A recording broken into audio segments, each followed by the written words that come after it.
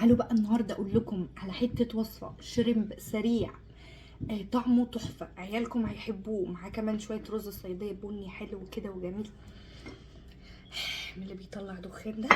بصوا الجمال والحلاوه، بصوا القمر. شايفين؟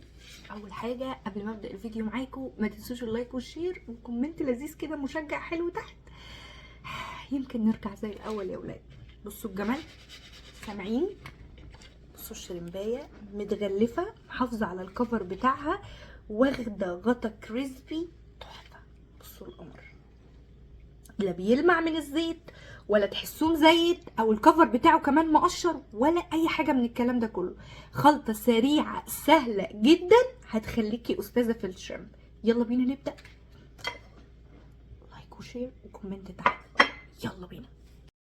تعالوا بقى اقول لكم زي ما قلت لكم كده احلى طريقه شريمب. اول حاجه عندي انا جايبه شريمب متنضف وجاهز، بس انا سبت فيه حته الديل، او ساعات اصلا بتشتروه بيبقى فيه اوريدي حته الديل. الوصفه سهله وتافهه جدا. الموضوع كله عباره عن شويه مستردة حلوين. يعني انا مثلا عملت باوند، حطيت عليه معلقتين كبار مستردة، حبة فلفل اسود، وكمان شوية كمون. وعلى فكرة مش مهمين حتى لو ده سمك، يعني انا حطيتهم لارضاء رغباتكم. وشوية ملح حلوين. التوب بقى بتاعنا في الوصفة دي وهي البابريكا. بصوا كل خطوة هنعملها هنحط فيها بابريكا. نسيت اقول لكم ان انا حطيت نص ليمونة، او ما نسيتش، انا نسيت اصلا وافتكرت وانا بقلب، حسيت كده في حاجة ناقصة كده. هعمل لهم ميكس. وطبعا ما تنسوش ان الشريمب لحمه طري قوي، بيستوي يعني بيتبل بسرعة جدا. شوية بقى رز كده في السخان منه، العيال بتحب الرز ده جدا جدا جدا. حبة زيت، حطيت عليهم بصلتين. وعلى فكرة رز السمك كل ما بتكتروا فيه البصل ويكرمل بيبقى طعمه حلو قوي. هي شعرايه بالظبط يا ولاد، ما بين انها تبقى لونها بني غامق او انها تقلب على اسود محروق، يعني شعرايه. لكن في نفس الوقت لو البصلايه مش لونها بني مش هتلون معاكي الرز، برضو افتكروا الحتة دي. انا هنا نزلت عليهم بشويه مرقه، وانا بحب المرقه. لو مش عايزين مرقه يبقى شويه ملح وشويه كمون. طبعا الرز على حسب كل رز انتوا بتتعاملوا معاه، الجزمن، الرز المصري، الرز العادي، اي رز انتوا عارفينه اكيد عارفين مقاديره. شايفين البصلايه لونت الرز عامل ازاي، وفي نفس الوقت لونها بني مش اسود. عشان ايه؟ انا عارفه ان انتوا هتكتبوا لي في الكومنتات. نيجي بقى للطبقه التانية، ودي طبقه مهمه جدا جدا جدا. دي بقى اللي هتخلي الموضوع بقى ياخد شكل فعلا البابايز. يعني احنا لو انتوا بتتفرجوا عليا من مصر، ده محل زي كنتاكي كده عندنا، محل مشهور جدا. الموضوع كله في انك هتحطي كوباية دقيق عليها كوباية مية. خلاص احنا عايزين قوام خفيف كده. طبعا بابريكا، فلفل اسود، شوية الملح، وكمان هحط شوية كركم يعني قدام ان شاء الله، يعني ربنا ينتعني بالسلامة. وهحط هنا معلقة صغيرة مليانة بيكنج باودر، وهنزل بالمية وهقلب الخليط ده كله اللي انتوا شايفينه لحد ما يبقى معايا قوامه كده.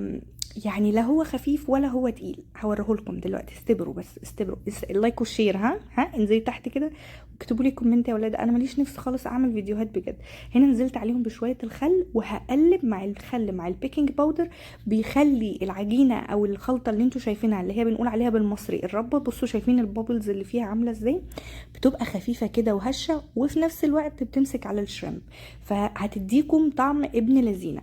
خلاص نيجي بقى للكفر التالت، وده اخر كفر. ساندرا تو ماتش كده، بس عايزه اقول لكم صدقوني لو عملتوه مره واحده بس هيطلب منكم كل يوم. نيجي بقى هنا شويه الدقيق، عليهم بابريكا اكيد اكيد. وعليهم النشا. لو هحط كوبايه من الدقيق هحط قدامها نص نشا. النشا مش بتغير طعم الاكل، بل بالعكس بتديله كريسبي وبتخليه يفضل مقرمش. وفي نفس الوقت كل ما هيبقى مقرمش يا ولاد مش هيشرب معاكي زيت، فدي في حد ذاتها حاجه مهمه جدا. طيب نيجي بقى للحته الاهم والتركايه الصح. سيبوكم من كل اللي احنا عملناه ده. هاخد الشريمب من الخلطه اللي انا عملتها الاولانيه خالص، اللي هي كانت عباره عن مستردة وملح وفلفل وبابريكا والكلام ده كله، وبعد كده هحطه في الربه. خلاص هديله تقليبه حلوه جدا جدا جدا في الربه. وعايزه بس اوريكم شكل الربه عامله ازاي. شايفين الجمبريايه حرفيا اتعمل لها كفر من الربه في كل مكان. بصوا هي شكلها خفيف، بس في نفس الوقت الجمبريايه اتغلفت. خلاص انا هنا كنت بشرح، مش عارفه بشرح ايه، بس على فكره انا بتكلم كتير يعني، ده تو ماتش بجد. طيب انا هنا على فكره كنت بقول لكم انه لازم يتقلي في زيت غزير جدا. لو الزيت نقص كل اللي هيحصل انه الشريمب هياخد كفر من تحت، وعقبال ما انت تيجي تقلبيه هيبقى الدقيق من فوق عليه بقى طري، فاوريدي هيدخل له زيت، ففي نفس الوقت هتبقي فقدتي الشريمب والكريسبي بتاعته كمان، فمش هيبقى حلو. فكل اللي انا عايزه اقوله لك انك لازم تعمليه في زيت غزير جدا. كل اللي انا هعمله هاخد من الربه وهنزل في الدقيق وهقلب ايدي من تحت لفوق، وبعد كده هنفضهم نفضتين بايدي بالمنظر ده. بس كده، مش محتاجه تعملي اي حاجه تاني.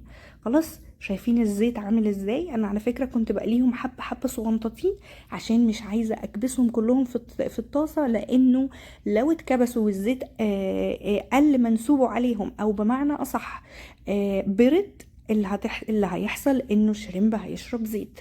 لازم تنزليه في زيت سخن قوي، وفي نفس الوقت زيت غزير جدا عشان تاخدي نتيجه ممتازه زي اللي انت شايفاها دي. بصوا ما بيلحقش يا ولاد، يعني ما فيش. انا كنت واقفه جنبه في سنه المفيش، وعلى طول بتطلعيه، ما مستناش عليه يغمق. الشريمب اوريدي ما بياخدش سوا. هنا طبعا الرز الصياديه شايفين كان شكله عامل ازاي. نحط بقى كده شويه زي ما ماما كانت بتعمل زمان كده في بوله حلوه كده، ونروح نخليه عامل زي الدوريه، وان شاء الله لو حتى ما ناكل هنبقى نفشفشه بالمعلقه. خلاص اتمنى تكون الطريقه دي عجبتكم. بامانه طريقه حلوه جدا جدا جدا، وبتطلعوا مظبوطه قوي قوي قوي قوي. بصوا شايفين جمال الرز عامل ازاي، واللون بتاعه، والبصلايه المحمره المكرمله. بجد لو عجبكم الفيديو محتاجه منكم كومنت تشجع، لانه للامانه اولاد اذكروني يعني، لان انا يعني نفسيتي مش احلى حاجه، مش عارفه ليه مش قادره اعمل فيديوهات. شايفين شكل الشريمب عامل ازاي؟ ما تنسوش اللايك الشير، بحبكم جدا وحشتوني قوي قوي، وسامحوني بجد على التقصير اللي انا مقصره معاكم. انا عارفه بس حرفيا انا غصب عني. يلا اشوفكم على كل خير. هنقفل ولا مش هنقفل؟ جرحنا يا عيال، دي لسه بترص يا جدعان، لا. اشوفكم على خير، اشوفكم على خير، واسبوع هي ترص مع بعضيها، وباي باي. لو فعلا عجبتكم الوصفه دي، واكتبوا لي في الكومنتات لو انتوا بتعملوها بنفس الطريقه او هتستخدموا الطريقه وتعملوها بيها.